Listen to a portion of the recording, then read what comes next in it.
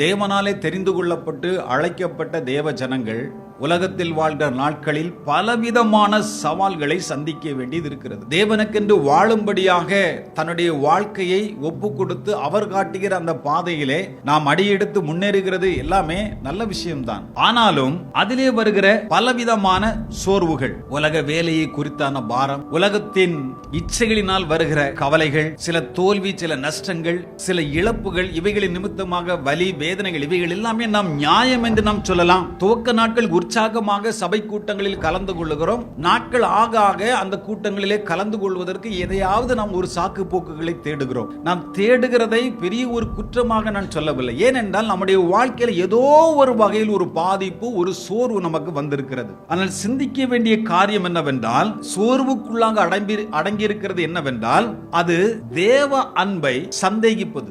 ஆண்டவருடைய எதிர்பார்த்த காரியம் எனக்கு இன்னும் கிடைக்கவில்லை. நான் பல நாள முயற்சித்தேன், நான் ஜெபித்தேன், ஆண்டவர் எனக்கு தரிசனம் தந்தாரு, ஆண்டவர் எனக்கு வாக்குத்தத்தம் தந்தாரு அப்படின்னு நம்ம சொல்லுகிறோம். ஆனால் அது நமக்கு நடக்கல. அதுல ஒரு சோர்வு. அவர் நமக்கு செய்வேன் என்று சொன்ன அந்த காரியத்திலே நம்பிக்கை இழத்தல்.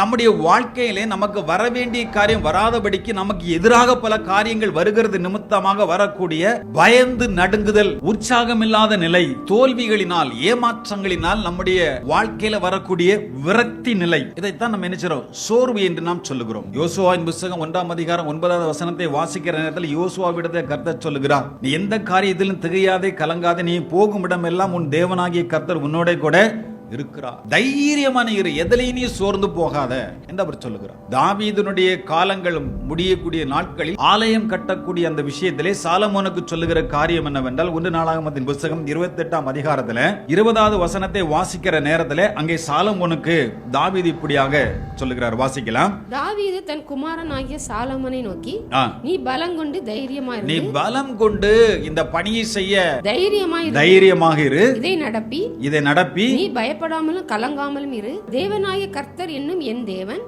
உன்னோடு இருப்பார். கர்த்தருடைய ஆலயத்தை கட்டுகிறதுக்கு அடுத்த சகல கிரியைகளை நீ முடித்து தீரும் மட்டும் அவர் உன்னை விட்டு விலகவும் மாட்டார், உன்னை கைவிடவும் மாட்டார் என்று அவர் சொல்லுகிறார். என்றால் தேவ திட்டத்திற்கென்று அர்ப்பணிக்கப்பட்டு தேவனுடைய பணியை செய்கிறவர்கள் தேவ நோக்கங்களை செய்யும்படியாக அர்ப்பணிக்கப்பட்ட வாழ்க்கையிலும் சோர்வுகள் வருவது வழக்கம். என்றாலும் வேதம் தம்மை பின்பற்றி வருகிறவர்களுக்கு சொல்லுகிற வார்த்தைகளாக இவைகளை நாம் பார்க்கிறோம். மோசேயின் இடத்துல கர்த்தர் சொன்னார், பயப்படாமல் கலங்காமல் இரு. ஆபிரகாமை அழைக்கிறார். ஆபிரகாமுடைய வாழ்க்கையிலே ஆண்டவர் சொல்லுகிற காரியம் ஆதியாகமம் 15:1 வாசிக்கிற நேரத்தில், பயப்படாதே, நான் உனக்கு கேடகம், உனக்கு மகா பெரிய பலனுமாக இருக்கிறேன் அப்படிங்கிறார்.